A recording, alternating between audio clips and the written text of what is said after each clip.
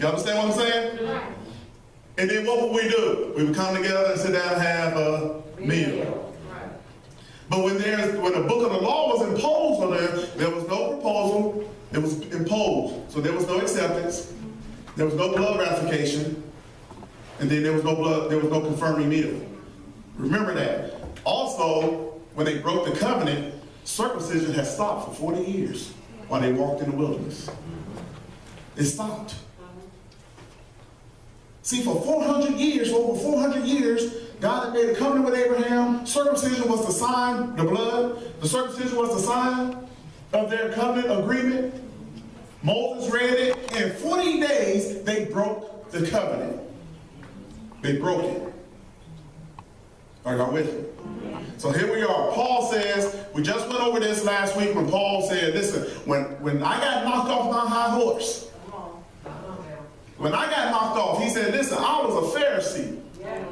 I was the one who was in charge of making sure the law got out.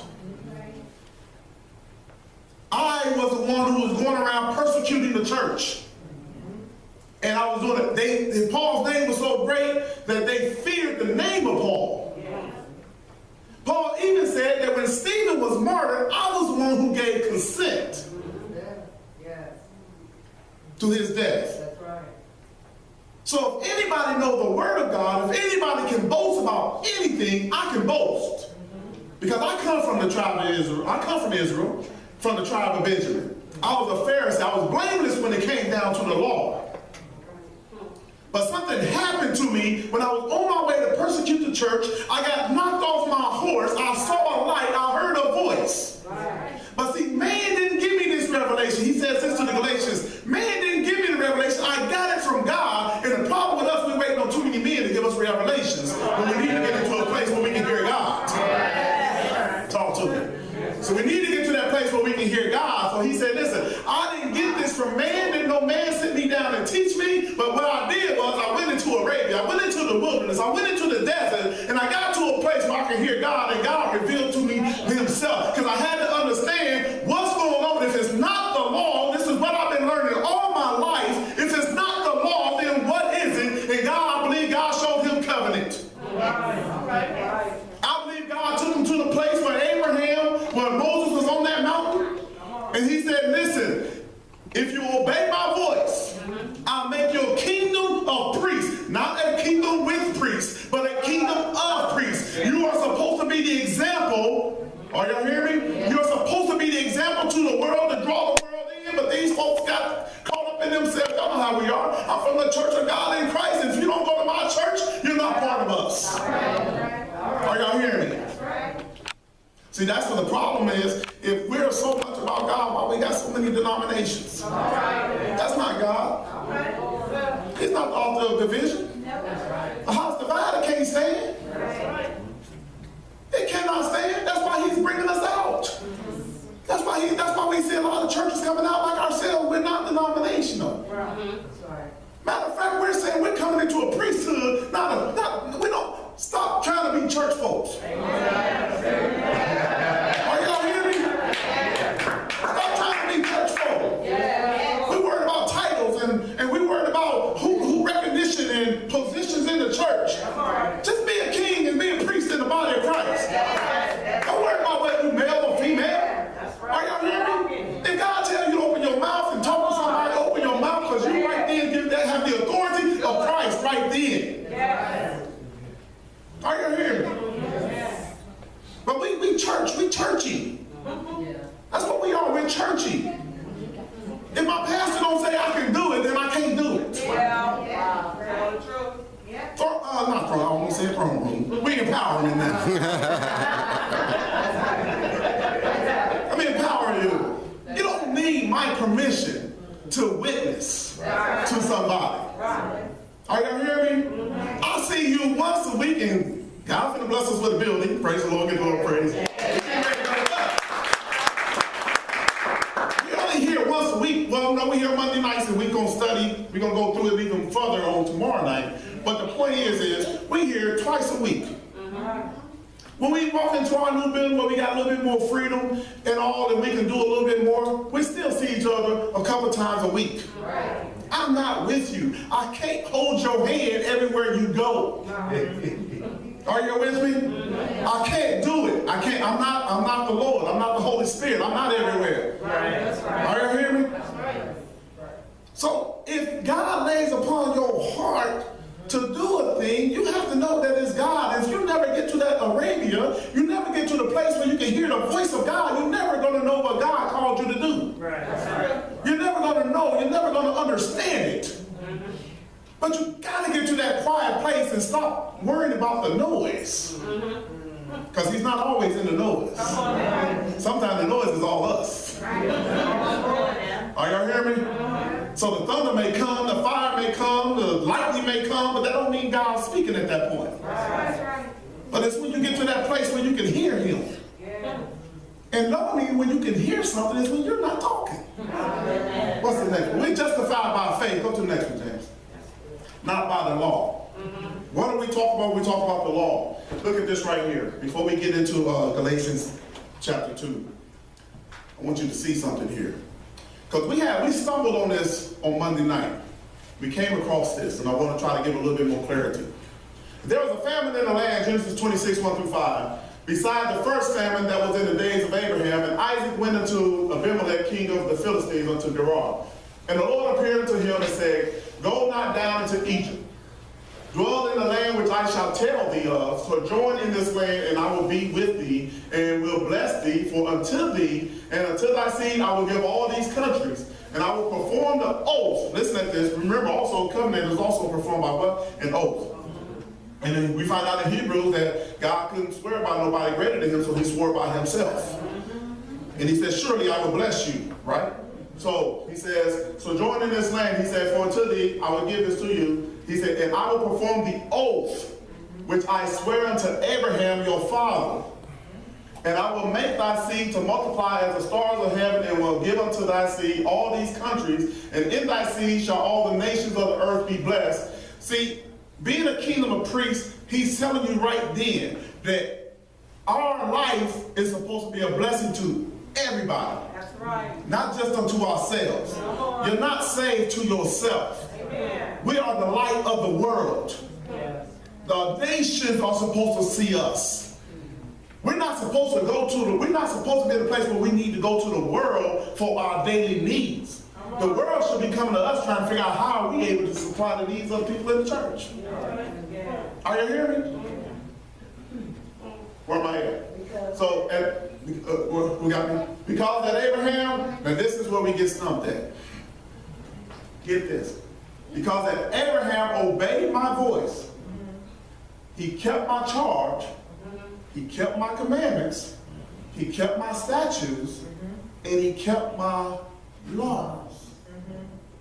This is 400 years, 430 years, as Paul said, 430 years before the book of the law.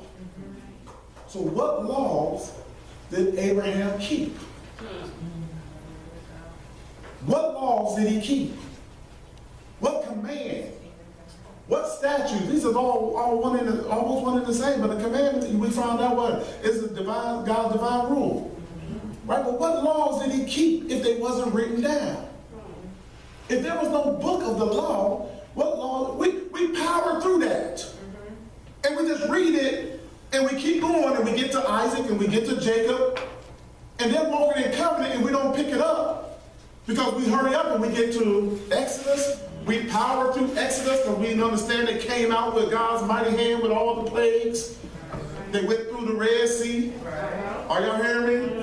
And we power right through that. And we really power through the Ten Commandments because we ain't bound by that, so we say. You hear what I'm saying? So we power through that. Then we get to the part where it feels good because he hit the rock and water came out. Y'all hear me? And he fed them something from heaven called manna because they didn't know what it was. So it said manna. What is it? And they ate it, so they said it was angel's food. Are you hearing me? They got hungry one day and he let the quail begin to fall down. We power all through that. Then all of a sudden we get to the book of the law and we already done passed up the covenant.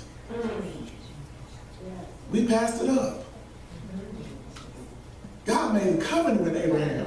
What was that covenant?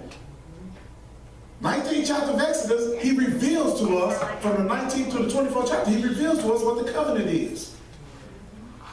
Because he goes on, he says, Abraham did what? He obeyed my voice. What did he say in 19th chapter of Exodus? If you obey my voice. He kept my charge and my commandments. If you obey my voice, are you here? Keep my covenant, keep my commandments, keep my laws. Did he say that? Yeah. He said, then I will bless you. He's reaffirming. He reaffirmed it to Isaac. To Isaac. He's reaffirming it to the children of Abraham through Moses.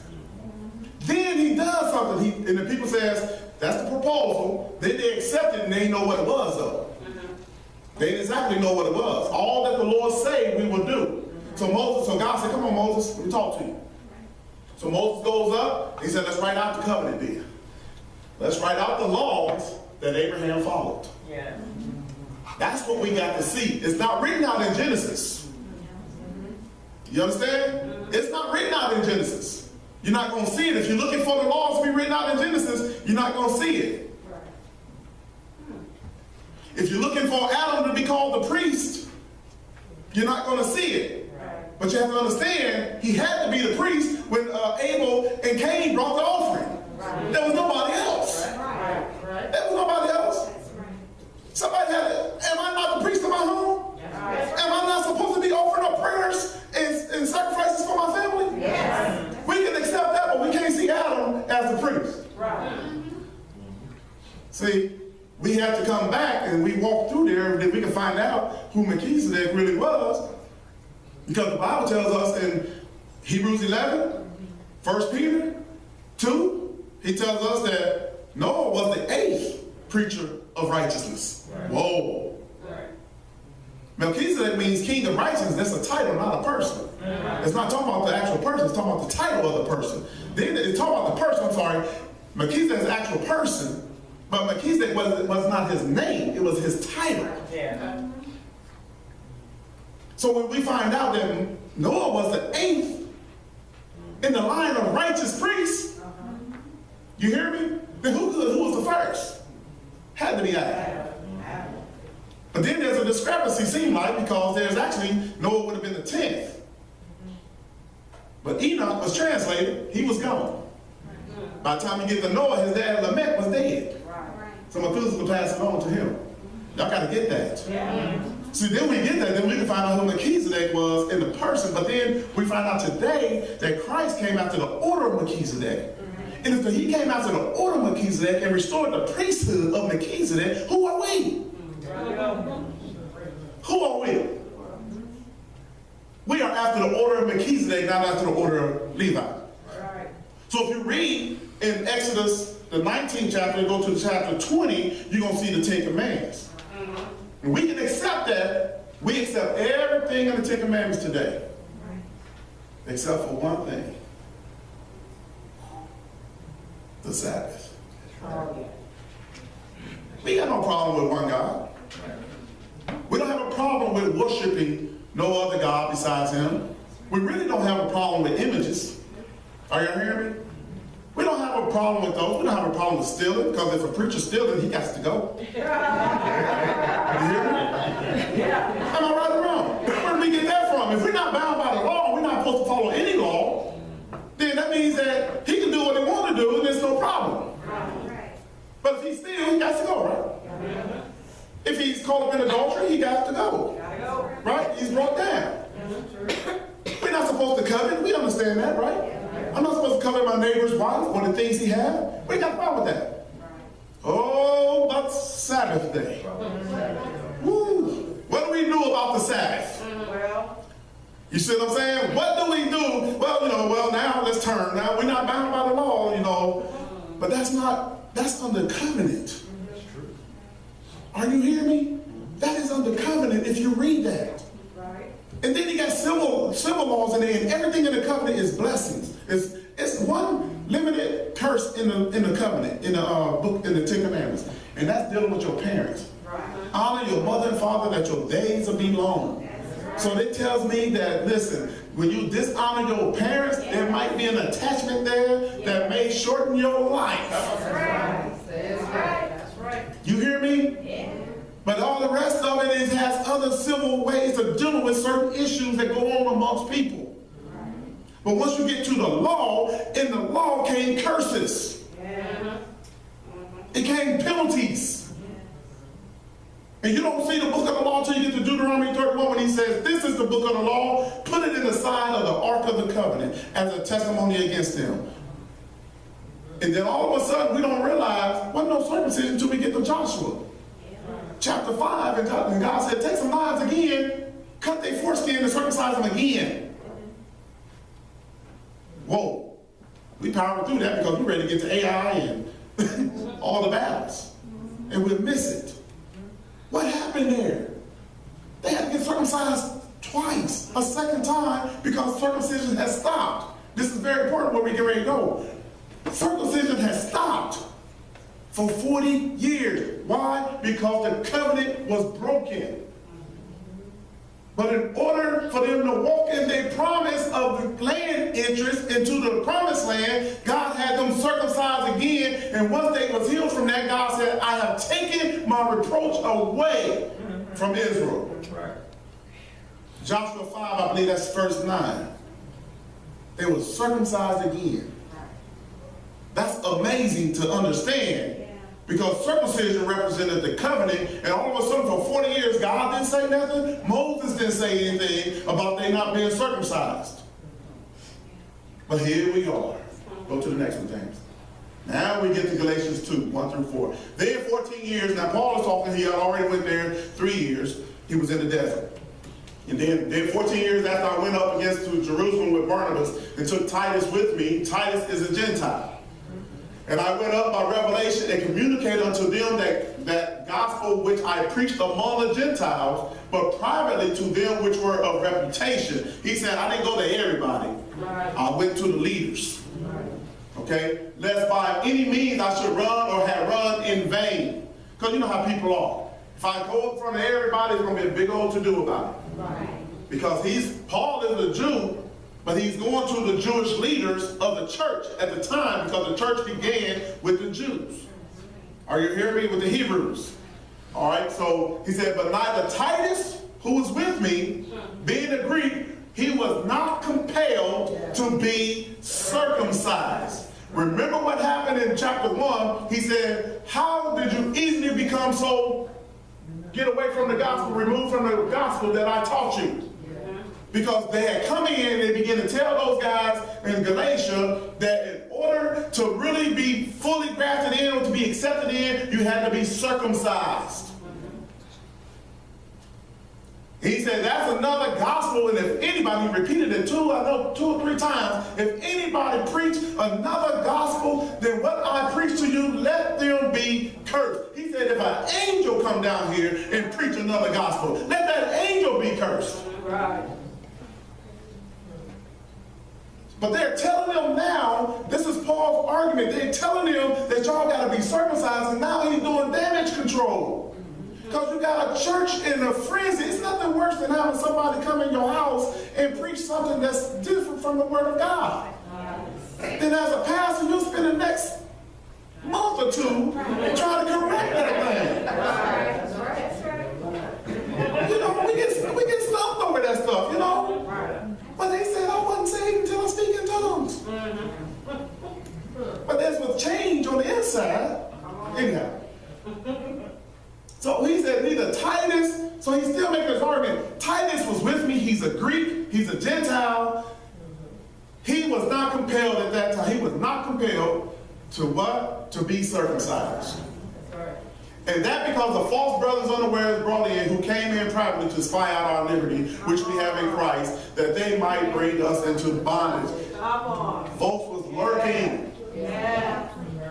Paul was preaching the word and people was coming up behind him trying to undo what Paul was doing. I mean, you know what? The church is very religious. That's why we got to stop being churchy. Yeah. The church is very religious, and they so religious that Jesus was here today, he'd do the same thing he did then. He'd throw out the change tables. Amen. He'd tell the preachers that you're like dead man sepulchres. Are y'all hearing me? Yes. We all about the dollar. I'm sorry, but that's what we show. We all about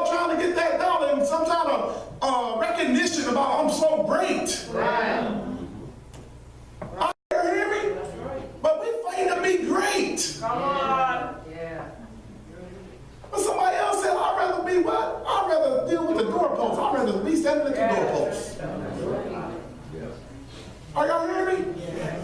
Not us, no. We're religious. We are, do as I say, do. Yes. Well, you can't do this, and you can't do this, and you can't go there. Women can't wear this, and women can't wear that, and men can't. Come on. Listen, I'm here. I'm a firm believer like this.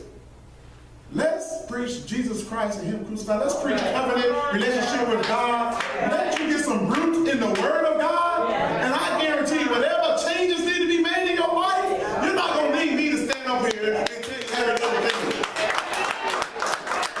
You're not. I'm serious. You're not. That's right.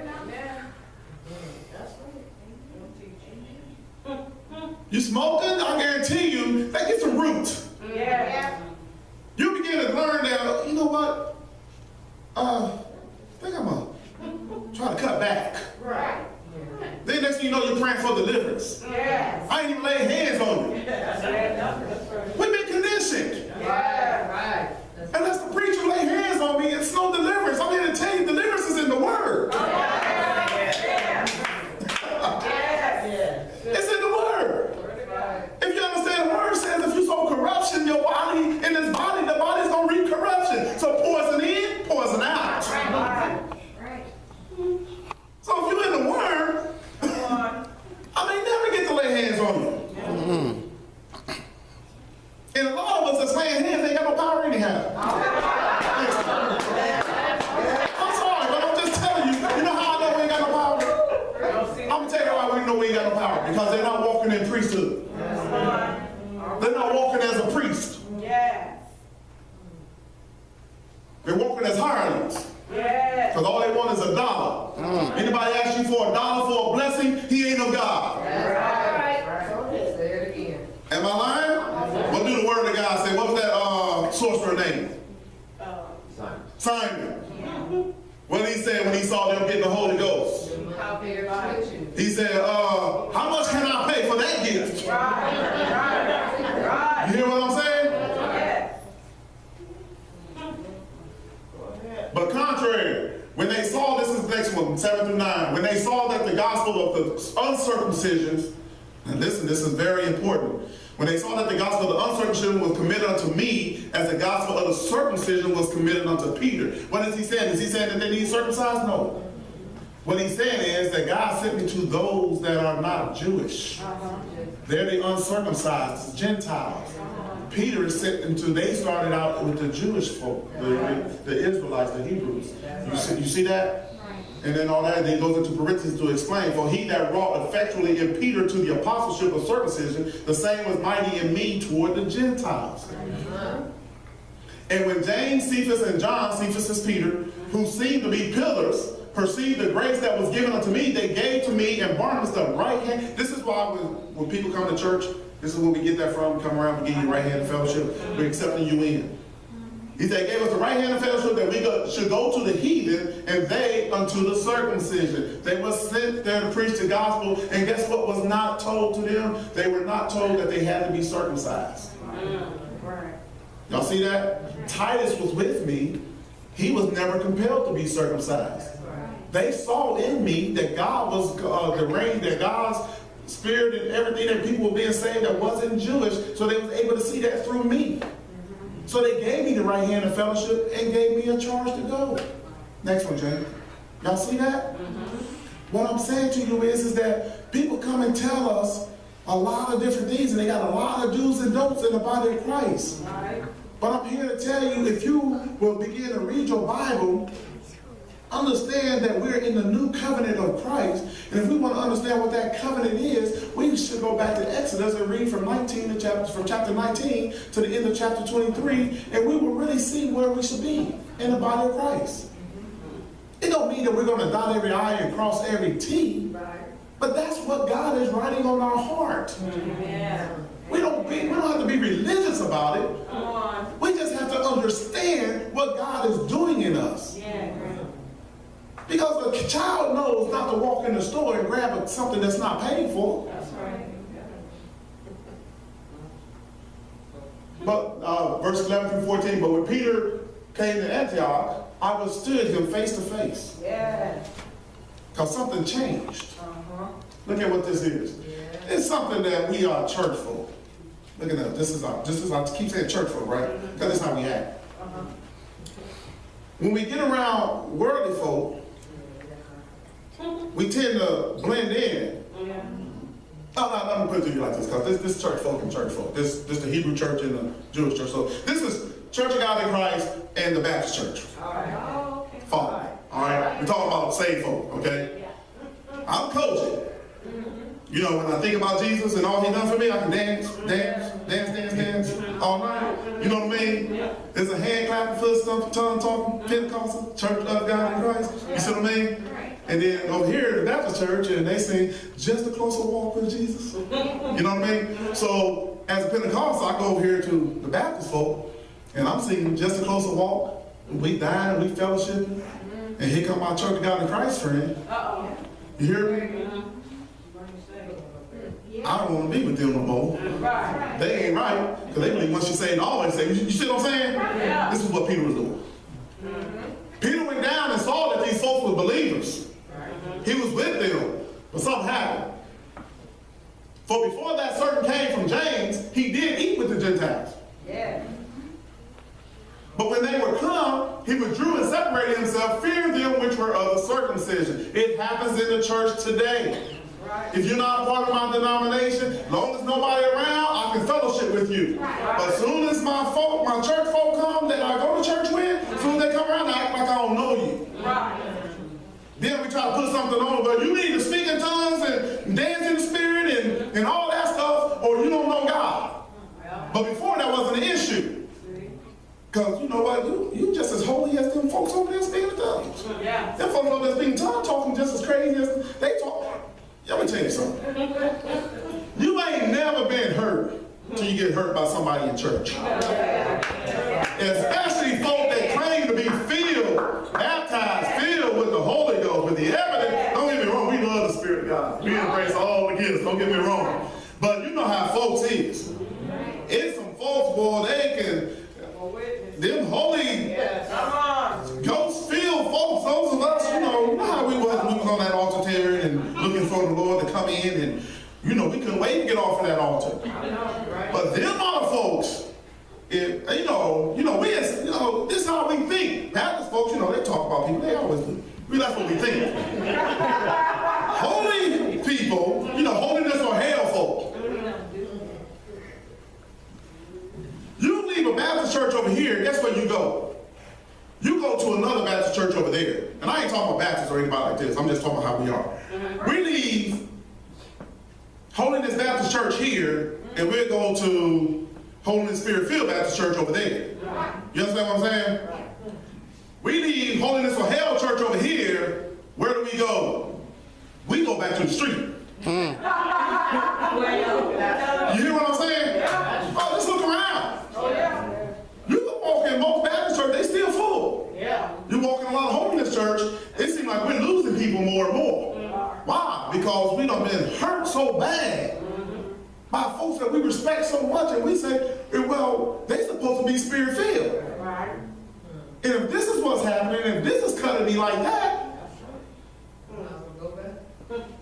then we find out they doing the same stuff we were doing in the world. And they act like they better than everybody else. Because we're religious. And the reality is, no matter where you go, it's the same way. But if we start thinking covenant, we start thinking priestly, then we stop thinking churchy, we can find ourselves in a place where, you know what, I ain't got to do that. I ain't got to be like that. I ain't got to do it because that's what you expect of me. I just need to be who God called me to be. That's all, that's it. All right, let me hurry up and get through this. All right, so and the Jews disassembled likewise with them, insomuch that Barnabas also was carried away with the dissimulation. They were so tough that Barnabas even got caught up in it. But when I saw that they walked upright, not uprightly, according to the truth of the gospel, I said unto Peter before them all, if you being a Jew, livest after the manner of Gentiles, and not as do the Jews, why do you come and try to tell the Jews, the Gentiles, to live like Jews? I believe what Paul is trying to get us to understand is, wherever you are in the of Christ. Right.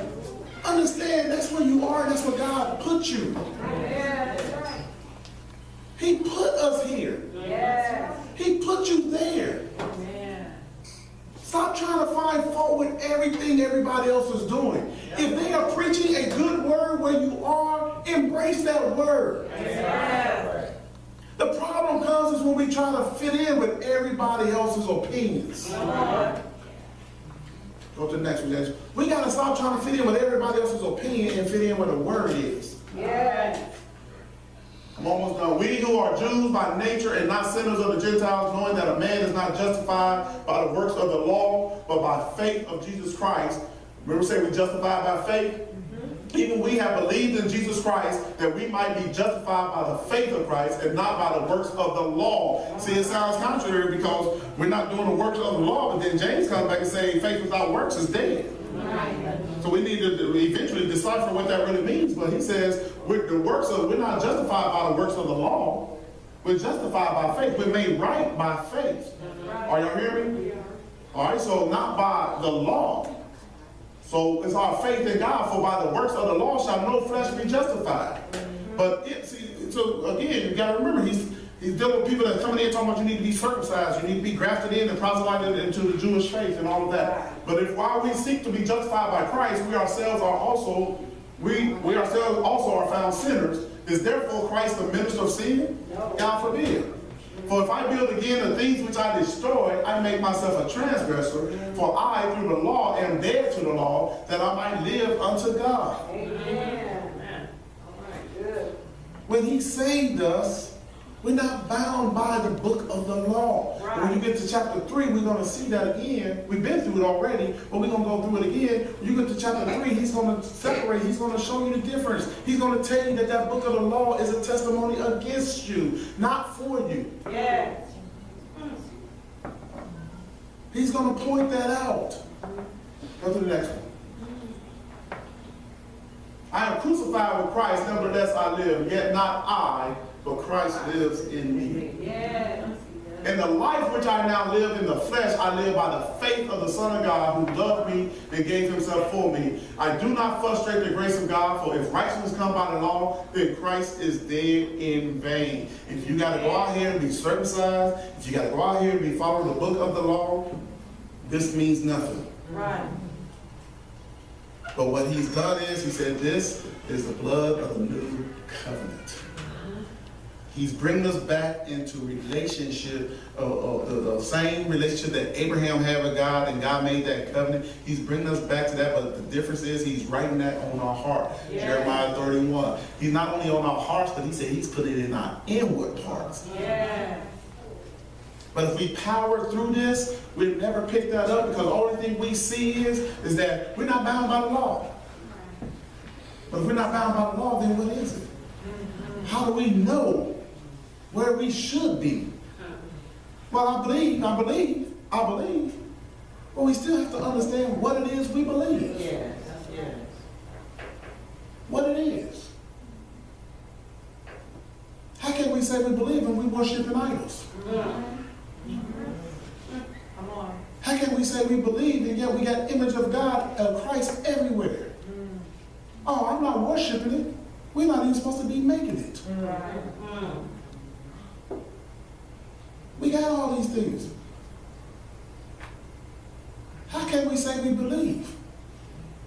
See, everything starts right there. Behold, the Lord thy God is one. Yeah. I am the Lord thy God. Thou shalt not have no other God before me. And yet we find ourselves in a situation here that we don't think nothing about it when we ride down the highway and we're looking at statues. Well, all right.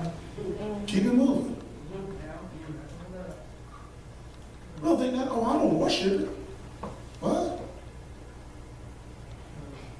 You got crucifixes they sell them with the image of this body, because it ain't Christ. Hello, somebody. With an image, a figure, statuous figure, right on the crucifix. Right. And we walk around with that stuff. In the church.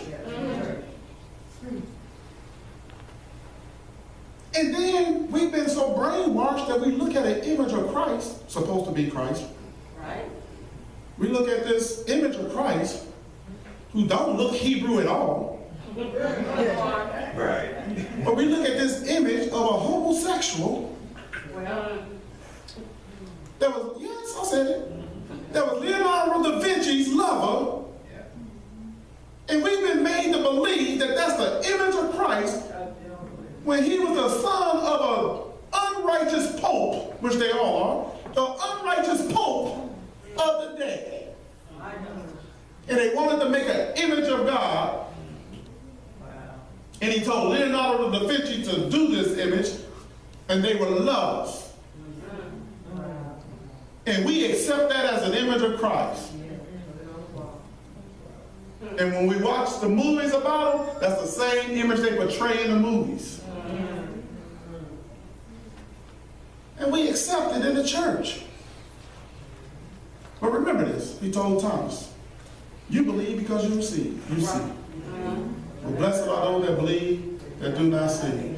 Last one, go to the next one. I just want y'all to see this. I think it's the next one. Next one. Next one. That's one I want to see. Keep going. I think I got a method on there. Keep going. Keep going. This one. Deuteronomy 31:26. This is where you first see the book of the law. Numbers, I think, is number 17, but right here, Deuteronomy 31:26. Take this book of the law and put it at the side of the ark. What?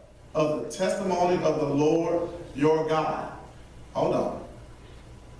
Take this book of the law and put it at the side of the ark of the testimony of the Lord. The testimony of the Lord thy God was the book of the covenant. The ark is called the ark of the covenant. Understand that. Why would it be called the ark of the covenant? Covenant is the promise. Take this book that it may be there for a witness against you. We have to get to let that marinate in our spirit, church. Amen? Hallelujah. Let's all stand. Can't get it all in one day.